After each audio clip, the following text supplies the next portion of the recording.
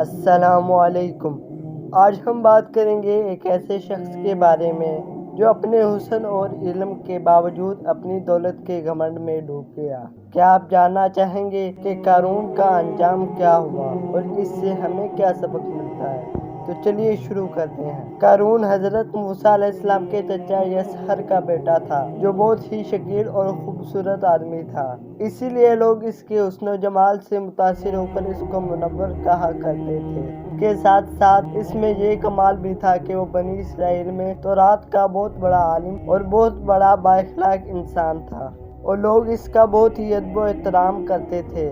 لیکن بے شمار دولت اس کے ہاتھ میں آتے ہی اس کے حالات ایک دم تغیر پیدا ہو گیا، اور سامری کی طرح منافق ہو کر حضرت موسیٰ علیہ السلام کا بہت بڑا دشمن ہو گیا اور اعلیٰ درجے کا متکبر اور مغرور ہو گیا۔ جب زکوٰۃ کا حکم نازل ہوا تو اس نے حضرت موسیٰ علیہ السلام کے روبرو یہ عہد کیا کہ وہ اپنے مالوں میں سے 1000واں حصہ نکالے گا، مگر جب اس نے مالوں کا حساب لگایا تو ایک بہت بڑی رقم زکوٰۃ کی نکلی۔ یہ دیکھ کر اس پر ایک دم حرص اور بخل کا بھوت سوار ہو گیا، اور نہ صرف زکوٰۃ کا منکر ہو گیا بلکہ عام طور پر بنی اسرائیل کو بہکانے لگا کہ حضرت موسیٰ علیہ السلام اس بہانے تمہارے مالوں کو لے لینا چاہتے ہیں۔ یہاں تک کہ حضرت موسیٰ علیہ السلام سے لوگوں کو برگشتہ کرنے کے لیے اس خبیث نے یہ گندی اور گھناؤنی چال چلی کہ ایک عورت کو بہت زیادہ مال و دولت دے کر آمادہ کر لیا کہ وہ آپ پر بدکاری کا الزام لگائے۔ چنانچہ عین اسی وقت جب کہ حضرت موسیٰ علیہ السلام وعظ فرما رہے تھے، قارون نے آپ کو ٹوکا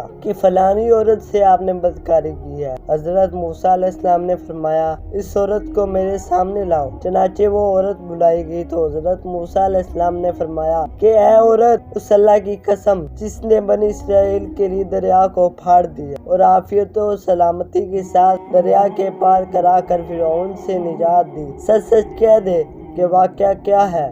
حضرت موسیٰ علیہ السلام کی جلال سے عورت سہم کر کانپنے لگی۔ اس نے مجمع عام میں صاف صاف کہہ دیا، اے اللہ عز و جل کے نبی، مجھ کو قارون نے کثیر دولت دے کر آپ پر بہتان لگانے کے لیے آمادہ کیا ہے۔ اس وقت حضرت موسیٰ علیہ السلام اب دیدہ ہو کر سجدہ شکر میں گر پڑے۔ بحالت سجدہ آپ نے یہ دعا مانگی کہ یا اللہ، قارون پر اپنا قہر و غضب نازل فرما دے۔ پھر آپ نے مجمع سے فرمایا کہ جو قارون کا ساتھی ہو وہ قارون کے ساتھ ٹھہرے، اور جو میرا ساتھی ہو وہ قارون سے الگ ہو جائے۔ چنانچہ دو خبیثوں کے سوا تمام بنی اسرائیل قارون سے الگ ہو گئے۔ پھر حضرت موسیٰ علیہ السلام نے زمین کو حکم دیا کہ اے زمین، تو اس کو پکڑ لے، تو قارون ایک دم گھٹنوں تک زمین میں دھنس گیا۔ پھر آپ نے دوبارہ زمین سے فرمایا تو وہ کمر تک زمین میں دھنس گیا۔ یہ دیکھ کر قارون رونے اور بلبلانے لگا اور رشتہ داری کا واسطہ دینے لگا، مگر آپ نے کوئی التفات نہ فرمایا،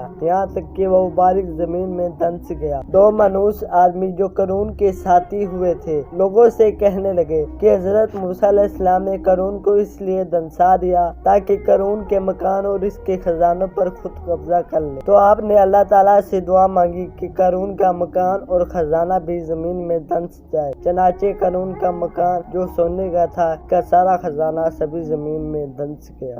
یہ عبرتناک واقعہ ہمیں یہ درس ہدایت دیتا ہے کہ اگر اللہ تعالیٰ مال و دولت عطا فرمائے تو اس فرض کو لازم جانے کہ اپنے اموال کی زکوٰۃ ادا کرتا رہے، اور ہرگز اپنے مال و دولت پر غرور اور گھمنڈ کر کے نہ اترے، کیونکہ اللہ تعالیٰ ہی دولت دیتا ہے، پل بھر میں دولت چھین لیتا ہے۔